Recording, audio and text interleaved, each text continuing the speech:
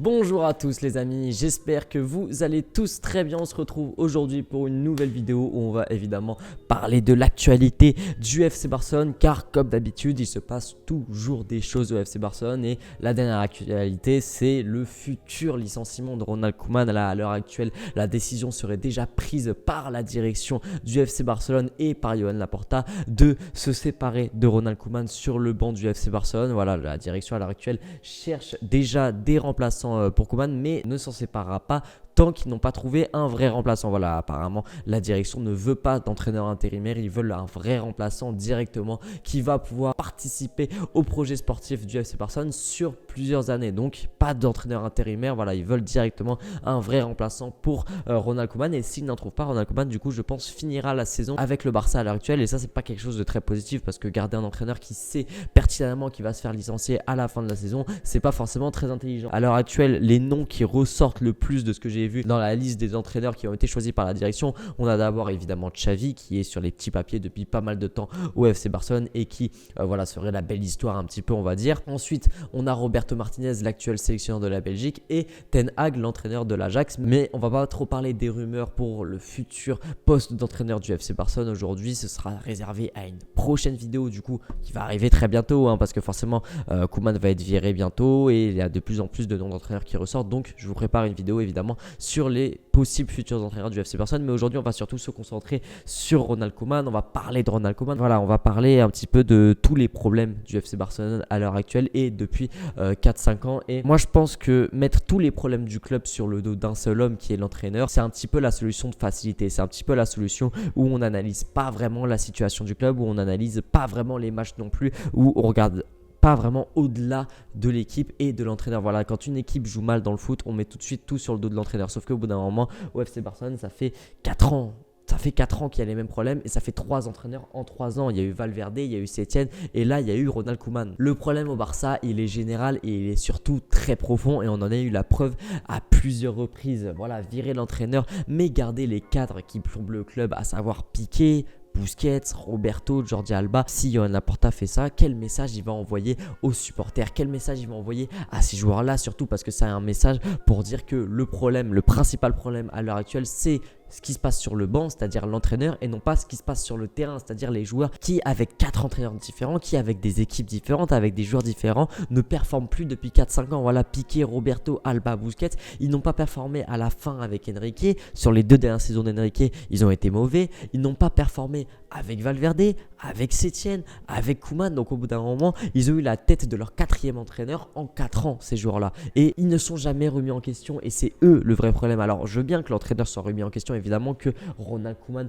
a fait des erreurs, évidemment qu'il n'est pas parfait et que là le début de saison du FC Barcelone est catastrophique, mais ne jamais remettre en question ces joueurs-là, pour moi c'est un énorme problème, et que si un autre entraîneur arrive, ce sera la même chose en fait, il sera obligé de les mettre titulaires. Évidemment que Ronald Koeman n'a pas tout fait bien depuis son arrivée au FC Barcelone, mais il a aussi fait des bonnes choses, et des bonnes choses qu'on oublie beaucoup trop souvent. Voilà, la période janvier à avril l'année dernière, dans le jeu on n'avait pas vu ça depuis extrêmement longtemps. Voilà, on a vu du jeu du côté du Barça, on a vu une équipe qui jouait vraiment au football et qui essayait de proposer quelque chose à ses supporters. Alors évidemment qu'on a perdu déjà cette essence là, évidemment que je pense que ce qui s'est passé cet été, ça a pas mal affecté Koeman et son effectif, donc forcément que le début de saison est aussi compliqué, mais Ronald Koeman, je pense que c'est l'un des entraîneurs qui a eu le plus de malchance au FC Barcelone. Je vais désamorcer directement ce que je vais dire, c'est pas des excuses que je donne à Ronald Koeman, parce que voilà, il n'y a pas d'excuses à donner, c'est des explications. C'est 2 choses qui sont extrêmement différentes. Des explications sur certaines choses, sur certains échecs de Koeman au Barça. Voilà, Ronald Koeman, il faut aussi se le dire, il arrive dans un environnement qui est dégueulasse au FC Barcelone. Il y a Messi qui veut partir au moment où il arrive. Ensuite, il y a la motion de censure, Bartomeu qui démissionne, les élections qui prennent du temps. Voilà, pendant la période de octobre à mars où il n'y avait pas de président, pas de vrai président, c'était Busquets, mais il ne faisait absolument rien au FC Barcelone. C'était Ronald Koeman qui était à la fois entraîneur, porte-parole du club aussi, parce que c'était la seule personne du club à qui on posait des questions sur la situation du club, c'était Ronald Koeman. Donc il était à la fois entraîneur et président. Et finalement voilà, il y a un nouveau président qui arrive, la personne de Joan Laporta qui ne compte pas sur lui. On peut comprendre évidemment du côté de Laporta ce point de vue, mais voilà, faut aussi comprendre Ronald Koeman, tu fais tout ce travail sur une année, tu te sacrifies en quittant ta sélection, en acceptant de ne pas être payé tout de suite au vu de la situation économique du club, et tu as un nouveau président qui arrive et il dit directement, lui, j'en veux pas, il me faut un nouvel entraîneur. Donc on peut comprendre aussi la situation de Ronald Koeman. Ensuite, tu as Lionel Messi qui est le meilleur joueur de l'histoire de ton club, le meilleur joueur encore à l'heure actuelle de ton effectif qui s'en va, et tu as un mercato qui est très compliqué où le mercato est bien dans la gestion pour préparer les années à venir, mais à l'heure actuelle ça te fait un effectif qui est très incomplet. Alors évidemment, encore une fois, je ne donne pas d'excuses à Koeman, mais c'est juste pour dire que rejeter toute la faute, remettre toute la faute sur les épaules de Ronald Koeman, je trouve ça quand même assez dur. Parce que ça fait 4 ans que le Barça a les mêmes problèmes, 4 ans que le Barça patauge, 4 ans que le Barça propose un contenu dans les matchs, dans le jeu qui est tout simplement ignoble, et 4 ans que c'était camouflé par un seul homme, que c'était camouflé par un immense arbre qu'on appelle Lionel Messi, que c'était camouflé par ce seul et unique joueur qui portait le club sur son dos depuis toutes ces années. Alors évidemment, il y a eu quelques autres individualités qui ont permis d'effacer tout ça, comme Suarez, comme Iniesta lors de la première saison sous Valverde. Il y a eu quelques individualités, mais le seul et unique qui à chaque match permettait d'obtenir un résultat, qui à chaque match nous permettait, nous supporters, de quand même nous divertir devant les matchs parce qu'il faisait des trucs incroyables. Mais à l'heure actuelle, il n'est plus là, et à l'heure actuelle, le Barça a les mêmes problèmes et en plus n'a pas ce joueur qui va camoufler tous ces problèmes. Et l'effectif est de moins en moins bon à l'heure actuelle. Voilà le principal problème de ce Barça là, et je le dis et je le répète depuis toutes ces années, c'est que la transition n'a pas été effectuée au moment où elle devait être effectuée. C'est-à-dire que l'ancienne direction a fait n'importe quoi, on le sait, et cette transition elle devait s'effectuer au moment du départ de Luis Enrique. Voilà, les Piqué, Busquets, Roberto, Jordi Alba, même on peut parler de Suarez, on peut parler d'énormément de joueurs qui auraient dû être petit à petit remplacés, qui auraient dû être, voilà, petit à petit, tu commences à mettre des jeunes, tu commences à faire des recrues aussi pour les remplacer, tu leur dis, voilà, vous allez avoir moins de temps de jeu et à un moment, il va falloir partir. Sauf que cette transition, elle n'a pas été effectuée et que aujourd'hui, on dit qu'il faut remplacer les vieux cadres. Mais à l'heure actuelle, tu les remplaces par qui? Par les jeunes, ok, mais il va pas falloir s'étonner s'il n'y a pas de résultats derrière. Or, le FC Barcelone est un club qui te requiert des résultats parce que tu peux pas remplacer des vieux cadres qui n'ont plus le niveau par des jeunes qui n'ont pas encore le niveau, qui n'ont pas encore l'expérience. Ils ont la détermination, certes, ils ont le talent, certes, mais ils n'ont pas encore l'expérience et ils n'ont pas encore la personnalité pour s'imposer à l'heure actuelle, surtout si tu les alignes tous en même temps. Voilà, des jeunes, ça s'accompagne, et à l'heure actuelle, il n'y a pas d'entre-deux au FC Barcelone. Voilà, il y a très peu de joueurs qui sont dans la fleur de l'âge et qui sont assez jeunes pour avoir la détermination et qui ont assez d'expérience pour avoir la personnalité pour hisser ce club vers le haut. Et voilà, tu peux pas à l'heure actuelle demander à Baldé, Gavi, Riqui Puig, etc.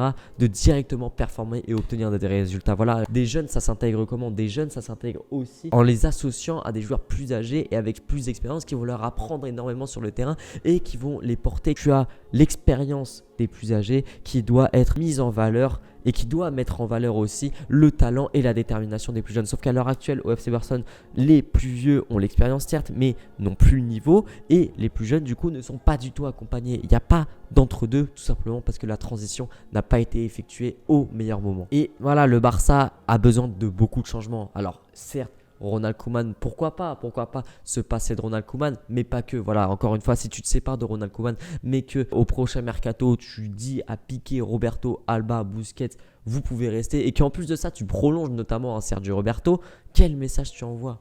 Tu envoies le message que ces mecs-là ne sont absolument pas le problème et que c'est encore et toujours l'entraîneur le problème. Voilà, et qu'est-ce qu'on va dire si le prochain entraîneur, ça se passe pareil? Parce que le prochain entraîneur, faut pas croire qu'il va arriver et aligner une équipe de jeunes. C'est pas le Barça B au bout d'un moment. Il te faut des joueurs d'expérience, mais les joueurs d'expérience n'ont plus de niveau. Alors qu'est-ce que tu fais?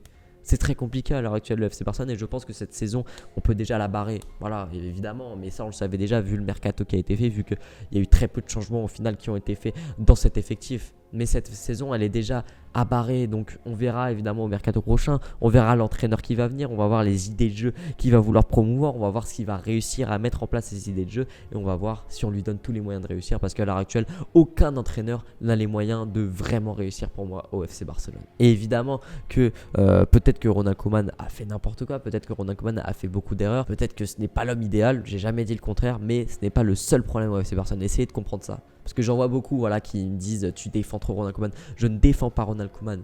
J'essaie de voir le problème dans sa globalité avec le club et pas en visant une seule et même personne. Voilà, parce que ça, c'est du Bartomeu. C'est ce que Bartomeu a fait pendant 10 ans. Donc voilà, reconstruire le Barça va prendre du temps. Il a été détruit pendant 10 ans. Il y a eu un processus de destruction avec Rosell et Bartomeu pendant 10 ans. Donc forcément que le reconstruire, ça va aussi prendre du temps. Il va falloir s'armer de patience. Mais est-ce que les supporters du Barça ont de la patience? Je ne sais pas. Mais il va falloir en avoir parce que à l'heure actuelle, t'as pas le choix.